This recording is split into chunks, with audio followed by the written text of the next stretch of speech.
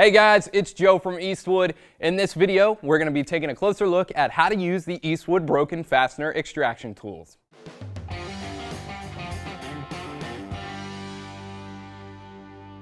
All right, guys, so over by our small block Chevy, this has two problems. The first one I want to talk about is up here on the intake manifold. We got a stud right here that is completely sheared off and flush with the manifold. We're going to use the screw extractor for that. But first, we're going to use the bolt extractor, and what we're going to use that on is this guy right here. This is a 15mm bolt on our water pump. It's totally rounded. Now, the kit includes a 14 and a 16. It's better to go on the smaller side for that. So this is the 14mm bolt extractor. We're just going to tap that on with a dead blow and give it a spin.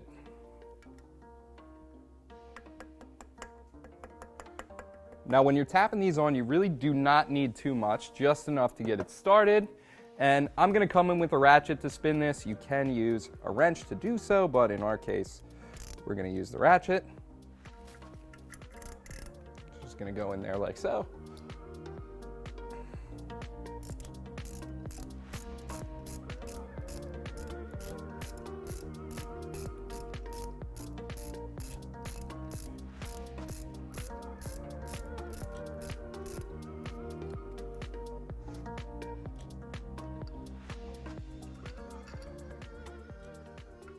So as you can see, we got it broken loose, but that bolt is now stuck in the bolt extractor because we tapped this on, but that's exactly what it's designed to do. So what we're gonna do is secure this into the vise like that.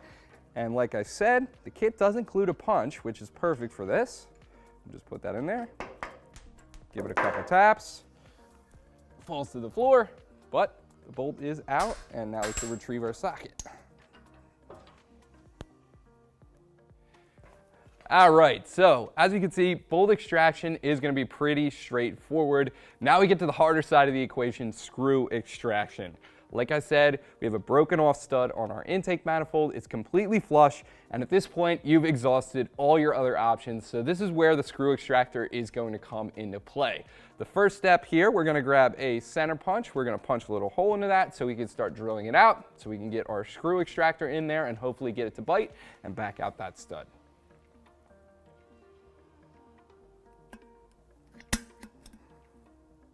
All right, so we have our center punched and we have a drill bit in our drill.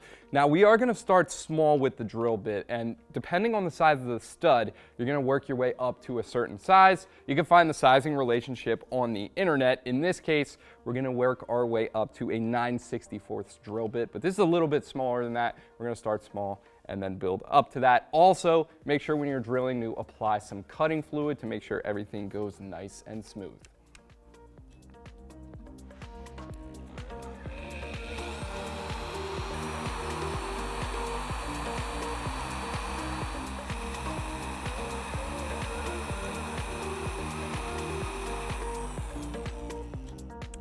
All right, so we're looking good so far. We're gonna move up the drill bit size to the 9/64.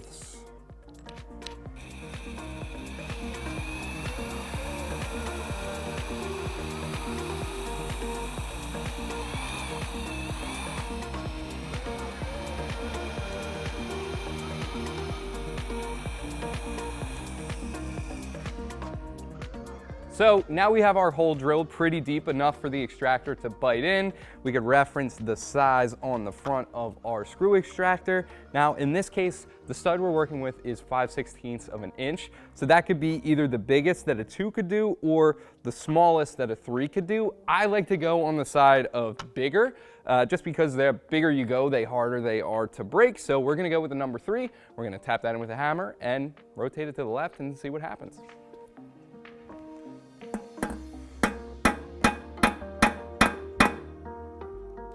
So we got that in there pretty sturdy. I think it's gonna hold still. If not, we could drill a bigger hole, or we could jump down to the size 2 and get that tapped in there and try that.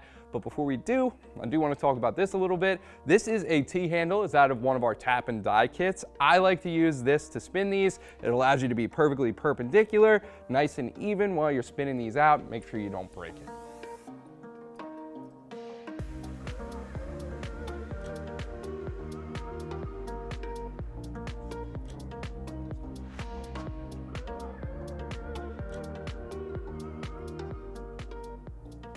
All right, so that came out really easy. It does not always go like that, but we got lucky this time, and that guy popped right out. Now, if you're interested in these products, go ahead and check them out in the description down below. As always, subscribe, like the video, leave us a comment down below. Let me know what you think and how the tools are working out for you if you have them. As always, guys, thank you so much for watching. I'm Joe. Make sure you keep it right here at Eastwood to do the job right.